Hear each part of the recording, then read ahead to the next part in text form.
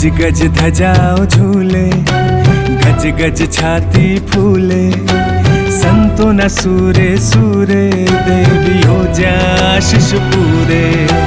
धन्य धरा गुजरात, एवी धन्य धरा गुजरात, धन्य धरा गुजरात, तुम्हारी धन्य धरा गुजरात। कोई डूंगरे बैठूं, कोई बैठूं किनारे, कोई वेरान माँ, कोई नाली लागो माँ।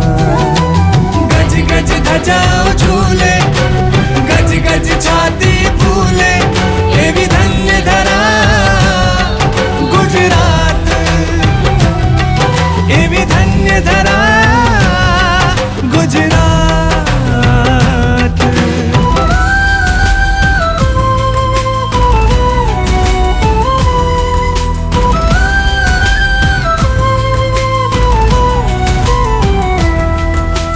શિલ્પોના શિરે શિરે મેળાઓ છે ગીરે, દ્વારિકાના નિરે નિરે ઇતિહાસ મારો શિરે। સરહદે શૌર્યને સફેદ રણનું પીછું શિરે, ગાથાઓ વીરોની આ ધન્ય ધરતી જીરે। ગજ ગજ ધજાઓ ઝૂલે, ગજ ગજ છાતી ફૂલે, એવી ધન્ય ધરા ગુજરાત, એવી ધન્ય ધરા ગુજરાત।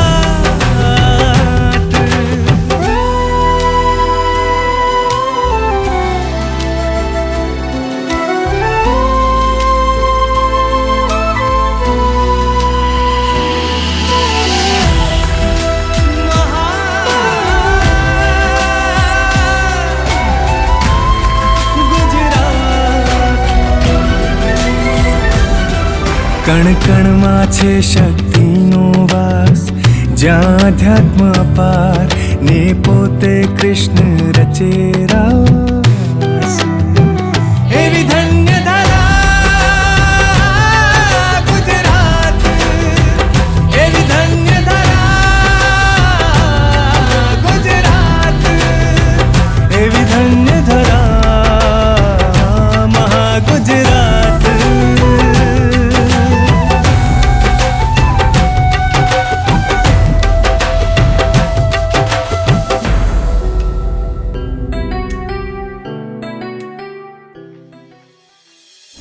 ગુજરાતની ધન્ય ધરા ધાર્મિક અને આધ્યાત્મિક દ્રષ્ટિએ ખૂબ સમૃદ્ધ છે।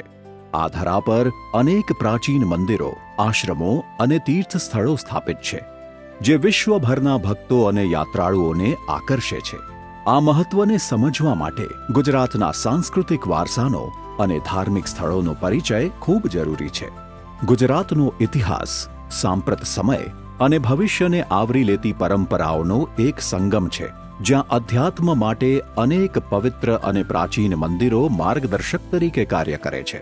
રાજ્યના વિવિધ સ્થળોએ એવા ધાર્મિક અને સાંસ્કૃતિક રીતે કેળવાયેલા સ્થળો છે, જે શ્રદ્ધાળુઓ માટે મનોરંજન અને આધ્યાત્મિક શાંતિ પ્રદાન કરે છે। આ મંદિરોનું માત્ર ધાર્મિક મહત્વ જ નથી, પરંતુ આ મંદિરો આધ્યાત્મિક જ્ઞાનનો પણ એક સબળ સ્ત્રોત છે। ગુજરાતનો સાંસ્કૃતિક વારસો ધાર્મિક પ્રથાઓ સાથે ઘણી ગાઢ રીતે જોડાયેલો છે। પ્રાચીન મંદિરોથી લઈને આધુનિક કલાઓ અને શિલ્પ સ્થાપત્ય સુધી ગુજરાતમાં થોડા થોડા અંતરે એક આધ્યાત્મિક અનુભવ મૌલિક રીતે વણાયેલો છે। ગુજરાતના આ અમૂલ્ય સાંસ્કૃતિક વારસાને સાચવવા તેમજ આ ધન્ય ધરાના અધ્યાત્મને લોકો સુધી પહોંચાડવા માટે વડાપ્રધાન શ્રી નરેન્દ્ર મોદીએ ગુજરાતમાં પર્યટન ક્ષેત્રે ઘણા કાર્યોની શરૂઆત કરી અને તેમાં ઘણી સફળતા પણ પ્રાપ્ત થઈ। તેથી ત્યારબાદ તેમના આ દૂરદર્શી વિચારોને અનુસરી આપણા ગુજરાતના મુખ્યમંત્રી શ્રી ભૂપેન્દ્રભાઈ પટેલે પણ ગુજરાતના અમૂલ્ય વારસાની સુંદરતા અને ઇતિહાસને લોકો સુધી પહોંચાડવા સતત અનેક કાર્યો હાથ ધર્યા છે। આજે આપણે આવા જ સુંદર સ્થળોની મુલાકાત લઈશું કે જે આધ્યાત્મિક રીતે આગવું મહત્વ ધરાવવાની સાથે સાથે પર્યટનની દ્રષ્ટિએ પણ ઉત્કૃષ્ટ છે। અંબાજી મંદિર। અંબાજી મંદિર ગુજરાતની ઉત્તર દિશામાં અરવલ્લી પહાડોમાં આવેલું એક પ્રખ્યાત યાત્રાધામ છે। આ મંદિરમાં કોઈ મૂર્તિની પૂજા કરવામાં નથી આવતી, પરંતુ શ્રીયંત્રની પૂજા કરાય છે. આ યંત્રને વિશા શ્રીયંત્ર કહેવામાં આવે છે અને તેમાં 51 અક્ષરો અંકિત છે. આ મંદિરનું શ્રદ્ધાળુઓ માટે ખૂબ જ ધાર્મિક મહત્વ છે અને આ તીર્થ સ્થળને શક્તિપીઠના એક અવિભાજ્ય અંગ તરીકે પણ ગણવામાં આવે છે. રાજ્ય સરકાર દ્વારા આ મંદિરના વિકાસ માટે અનેક કાર્યો કરવામાં આવ્યા છે. યાત્રિકોની સુવિધા માટે મંદિરની આસપાસ માર્ગોની મજબૂતી, પાર્કિંગ વ્યવસ્થાઓ કરવામાં આવી છે. રાજ્ય સરકારે માર્ગો, ઓટો, બસ અને અન્ય પરિવહન સુવિધાઓ પણ ઉપલબ્ધ કરાવી છે. આ ઉપરાંત યાત્રિકો માટે રોપવેની સુવિધા પણ કરવામાં આવી છે. આ ઉપરાંત મંદિરમાં આધુનિક ટેકનોલોજીનો ઉપયોગ પણ કરવામાં આવ્યો છે. ઓનલાઈન દાન, પૂજા, આરતી બુકિંગ, સીસીટીવી કેમેરા અને મેટલ ડિટેક્ટર સાથે સુરક્ષા વ્યવસ્થા પર પણ ધ્યાન આપવામાં આવ્યું છે.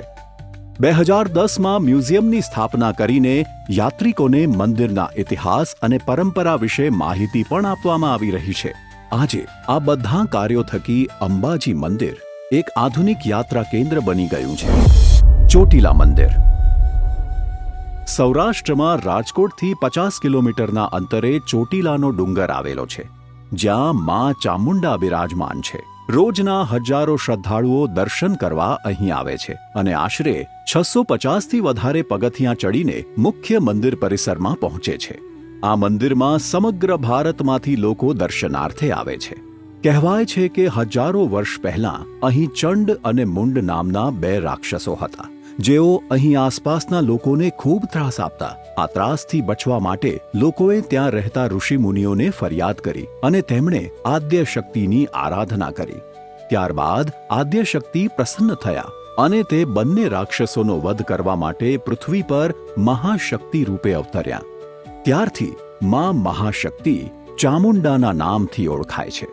રાજ્ય સરકારે અહીં ઘણા વિકાસના કાર્યો કર્યા છે, જેમ કે રોડ કનેક્ટિવિટી, ટ્રાન્સપોર્ટ ફેસિલિટી તેમજ પરિવહનની દ્રષ્ટિએ મંદિર સુધી પહોંચવા માટે મજબૂત માર્ગો બનાવવામાં આવ્યા છે.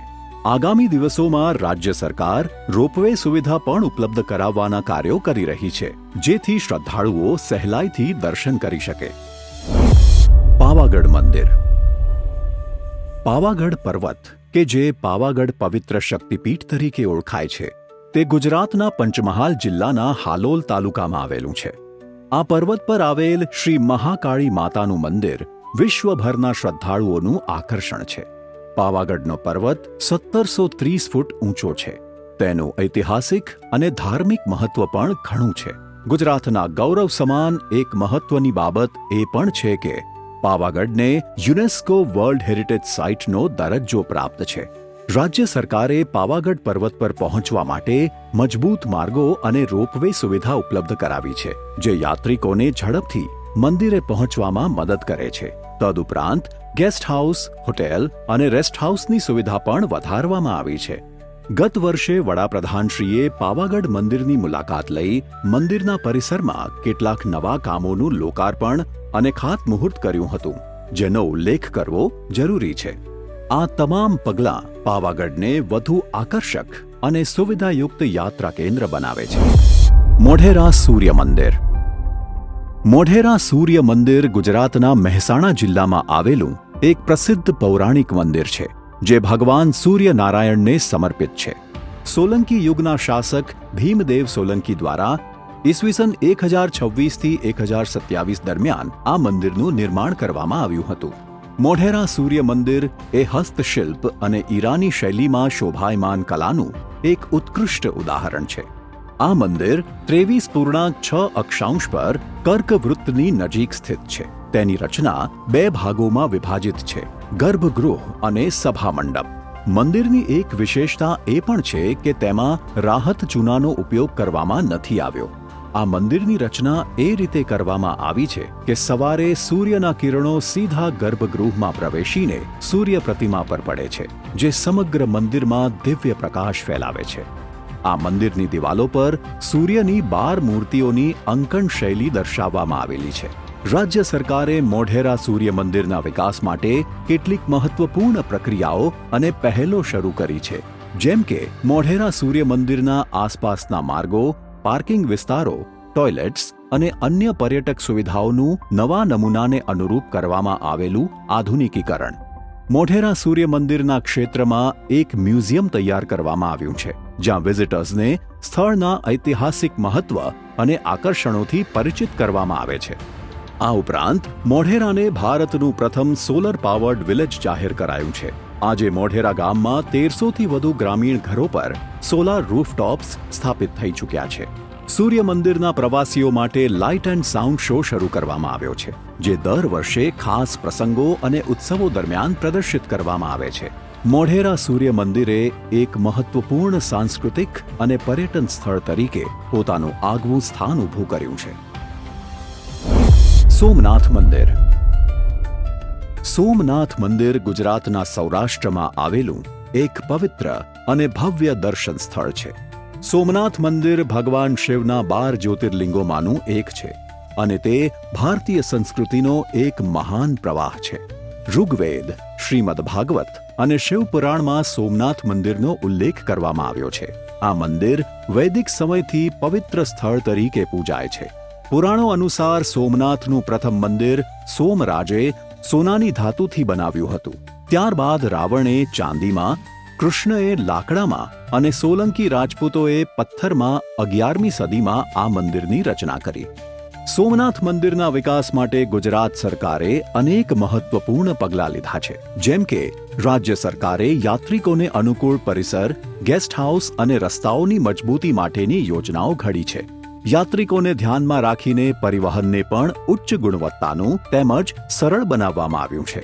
આ ઉપરાંત ધાર્મિક પ્રવૃત્તિઓમાં પણ સુધારો થયો છે, જેમાં દર મહિને વિશેષ પૂજા વિધિ અને મંત્રોનું આયોજન થાય છે. 2001માં સોમનાથ મંદિરમાં મ્યુઝિયમ અને મેમોરિયલની સ્થાપના કરવામાં આવી, જેના થકી મંદિરના ઇતિહાસ અને સંસ્કૃતિને શ્રેષ્ઠ રીતે લોકો સુધી પહોંચાડવામાં આવી રહી છે. આ તમામ પ્રયાસો સાથે સોમનાથ હવે વૈશ્વિક યાત્રા કેન્દ્ર બનીને ભારતના ધાર્મિક અને સાંસ્કૃતિક પ્રતીક તરીકે સ્થાપિત થયું છે. 1995માં મંદિરના પુનઃનિર્માણ બાદ સોમનાથ મંદિર શ્રદ્ધા અને સંસ્કૃતિનું મહત્વપૂર્ણ કેન્દ્ર બની ગયું છે. આજનું આ સોમનાથ મંદિર તેના સુંદર સ્થાપત્ય અને ઐતિહાસિક મૂલ્યો માટે બહોળા પ્રમાણમાં પ્રસિદ્ધ છે. માધવપુરનો મેળો. માધવપુરનો લોકમેળો દર વર્ષે ભગવાન કૃષ્ણ અને રૂકમણીના વિવાહ પ્રસંગની યાદમાં યોજાય છે.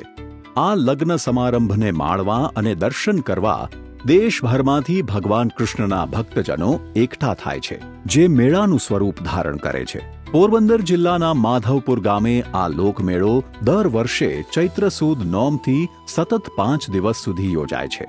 આ ઉત્સવ દરમિયાન ગ્રામજનો શ્રીકૃષ્ણ અને રૂકમણીના મંદિરમાંથી તેમની પ્રતિમા સાથે વરઘોડો કાઢે છે અને તેમના લગ્નની વિધિ કરી ઉત્સવની ઉજવણી કરે છે. આ ઉત્સવ જોવાલાયક હોય છે. આ મેળાનું આયોજન રાજ્ય સરકાર દ્વારા મોટા પાયે કરવામાં આવે છે. આ મેળાના વિકાસ અર્થે યાત્રાળુઓ માટે વિવિધ પ્રકારની વ્યવસ્થાઓ કરવામાં આવી છે, જેમ કે માર્ગોને સુસજ્જ કરવા, યાત્રિકોને વધુ સગવડો અને આરામદાયક સુવિધાઓ પૂરી પાડવી, યાત્રિકોને શ્રેષ્ઠ અનુભવ આપવા માટે નવી હોટેલ્સ, ધર્મશાળાઓ અને સુવિધાઓની સ્થાપના કરવી વગેરે વગેરે. આ ઉપરાંત નૃત્ય, કાવ્ય ગીત અને ભક્તિ સંગીત જેવા વિવિધ સાંસ્કૃતિક કાર્યક્રમો પણ યોજવામાં આવે છે.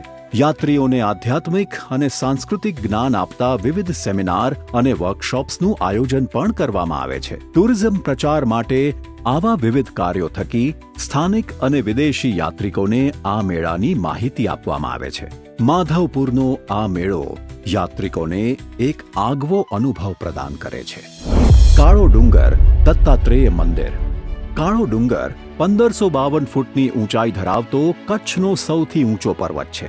આ પર્વત દત્તાત્રેય ભગવાનના દર્શન સ્થળ તરીકે પ્રખ્યાત છે અને દત્ત શિખર તરીકે પણ ઓળખાય છે. કાળો ડુંગર કચ્છના મોટા રણના સમુદ્રના કિનારે આવેલો છે, જે જ્યુરાસિક યુગનો છે અને તે આશરે 6 કરોડ વર્ષ જૂનો છે. કચ્છના કાળા ડુંગર પરિસરમાં સ્થિત દત્તાત્રેય મંદિર માટે ગુજરાત સરકાર દ્વારા વિકાસની અનેક કામગીરી હાથ ધરવામાં આવી છે. માર્ગ અને પરિવહન સુવિધાઓથી લઈ બસ અને ટેક્સી જેવી વ્યવસ્થાઓ પણ ઊભી કરવામાં આવી છે. મંદિર પરિસરનું સૌંદર્યીકરણ પણ કરવામાં આવ્યું છે.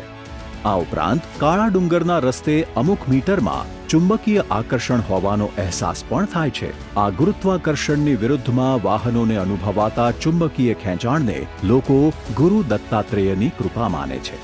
યુદ્ધ ક્ષેત્ર સાથે જોડાયેલ આ પર્વત ફક્ત ધાર્મિક નહીં પરંતુ ઐતિહાસિક મહત્વ પણ ધરાવે છે. અહીં જંગલના જૈવિક દ્રશ્ય સાથે એક અનોખો અનુભવ મળે છે. દ્વારકા મંદિર. દ્વારકાનું નામ સ્વર્ગના પ્રવેશ દ્વાર તરીકે પ્રખ્યાત છે. દ્વારકાને ગુજરાતની પ્રાચીન રાજધાની પણ માનવામાં આવે છે. આ શહેર મહાભારતના ઐતિહાસિક દૃષ્ટિકોણથી ઘણું મહત્વનું છે. ભગવાન કૃષ્ણએ મથુરાથી સ્થળાંતર કરીને દ્વારકા રહેવાનું શરૂ કર્યું હતું. દ્વારકાને મોક્ષપુરી અને દ્વારકાવતી તરીકે પણ ઓળખવામાં આવે છે. પુરાણો અનુસાર ભગવાન શ્રી કૃષ્ણએ આ શહેર બાંધ્યું હતું. આ મંદિર લગભગ 2500 વર્ષ જૂનું હોવાનું માનવામાં આવે છે. દ્વારકાધીશ શ્રી કૃષ્ણ ભારતીય સંસ્કૃતિના મહાનાયક અને કરોડો લોકોની આસ્થાનું પ્રતીક છે. દ્વારકા પુરાતન ભારતની મોક્ષદાયીની 7 નગરીઓમાં સ્થાન ધરાવે છે. તેમજ તે 4 ધામ પૈકીનું એક ધામ છે.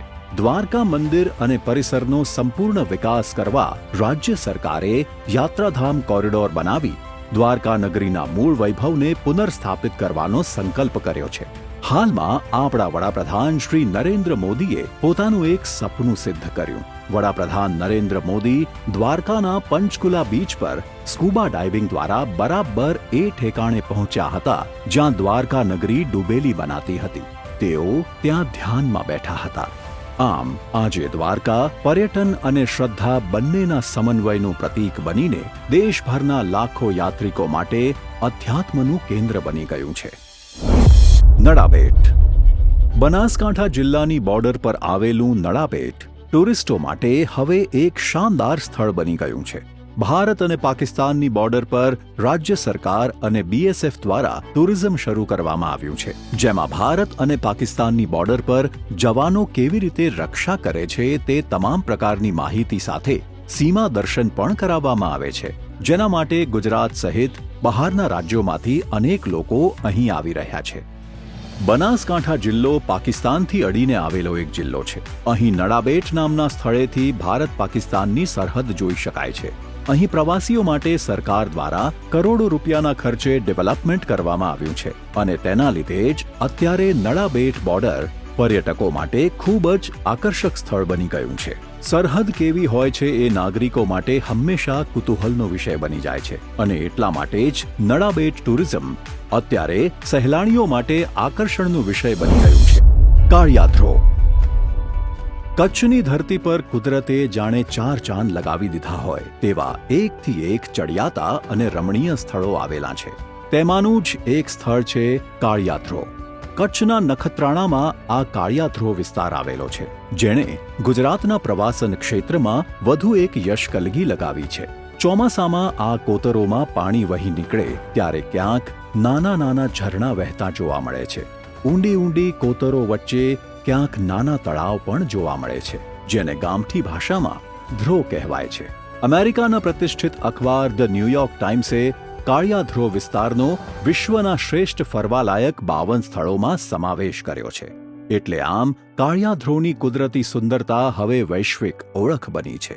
આ સ્થળે પ્રતિવર્ષ મુલાકાતીઓની સંખ્યામાં સતત વધારો થઈ રહ્યો છે. રણોત્સવ. રણોત્સવ એ ગુજરાતના કચ્છ જિલ્લામાં યોજાતો એક વાર્ષિક ઉત્સવ છે. આ તહેવાર 4 દિવસ સુધી ચાલે છે અને તે નવેમ્બર-ડિસેમ્બર મહિનામાં ઉજવાય છે. રણોત્સવમાં ભાગ લેવા માટે દેશ વિદેશમાંથી લાખો લોકો આવે છે. તેઓ રણની સુંદરતા, સાંસ્કૃતિક કાર્યક્રમો અને સ્થાનિક ખોરાક તથા હસ્તકલાનો આનંદ માણે છે. આપણા વડાપ્રધાન શ્રી નરેન્દ્ર મોદીએ વિધિવત રીતે કચ્છ રણોત્સવની શરૂઆત કરાવી અને આજે રણ ઉત્સવ દેશ દુનિયામાં જાણીતો છે. રણોત્સવને પ્રોત્સાહન મળે તે માટે મહાનાયક શ્રી અમિતાભ બચ્ચન પણ રણોત્સવ માટે જાહેરાત કરી ચૂક્યા છે. કચ્છના સફેદ રણમાં દર વર્ષે જુદી જુદી થીમ પર રણોત્સવનું આયોજન કરવામાં આવતું હોય છે. વર્ષ 2005માં શરૂ થયેલો આ રણોત્સવ પહેલા માત્ર 3 દિવસ માટે યોજાયો હતો. જો કે હવે જોતજોતામાં આ રણોત્સવ 115 દિવસ એટલે કે 3 મહિના સુધી યોજાવાની શરૂઆત થઈ છે. જ્યાં મોટી સંખ્યામાં પ્રવાસીઓ જોવા મળે છે. આ રણ ઉત્સવમાં અહીંના સ્થાનિક કલાકારોની કલાના કસબ સાથે લોકવાયકાઓ અને લોકકથાઓને પર્યટક મહેમાનો સામે એવી ભવ્ય રીતે રજૂ કરવામાં આવે છે કે જેથી કોઈ પણ પર્યટક અહીંથી પાછો ઘરે જાય તો બીજા વર્ષે ફરી કચ્છના રણોત્સવને માણવાની તાલાવેલી સાથે પરત ફરે. સોમનાથ જ્યોતિર્લિંગના દર્શન, અંબાજી મંદિર પરિસરનું સૌંદર્ય, દ્વારકાના દરિયા પાસેનું રમણીય દ્રશ્ય, ચોટીલાની ટોચ પર વસતી વર્ષો જૂની કથાઓ, પાવાગઢ પર સાક્ષાત મા કાળિકાના આશીર્વાદ, મોઢેરા સૂર્ય મંદિરના શિલ્પ અને નકશી કલાના નમૂનાઓ, માધવપુરમાં શ્રી કૃષ્ણ અને રૂકમણીના વિવાહ અને મેળાનો અનુભવ, ત્યારબાદ કાળિયાથરોનું કુદરતી શિલ્પકરણ, નડાબેટની સીમા પર બોર્ડરનો અનુભવ, રણોત્સવની સફેદ ભૂમિ પર સંસ્કૃતિ ને વારસાઓનું રસપાન. ગુજરાતની ધરતીને પાવન, પવિત્ર તેમજ સૌંદર્યથી ભરપૂર બનાવે છે. અધ્યાત્મ અને પર્યટનના સુંદર મિશ્રણનો ઉત્કૃષ્ટ નમૂનો એટલે ગુજરાત. અને ગુજરાતના આ અમૂલ્ય વારસાને સાચવીને લોકો સુધી પહોંચાડીને ગુજરાતના સાંસ્કૃતિક વિકાસ માટે વડાપ્રધાન શ્રી નરેન્દ્ર મોદીના નેતૃત્વમાં તેમના દૂરદર્શી વિચારોને આગળ વધારવા સતત કાર્યરત છે આપણા ગુજરાતના મુખ્યમંત્રી શ્રી ભૂપેન્દ્રભાઈ પટેલ. કથાઓથી કંડારેલા સાંસ્કૃતિક વારસા અને ઇતિહાસની સાથે સાથે આધ્યાત્મિક તેમજ પર્યટનની દ્રષ્ટિએ ઉત્તમ સ્થળો ગુજરાતની ધરતી ઉપર આપની રાહ જોઈ રહ્યા છે.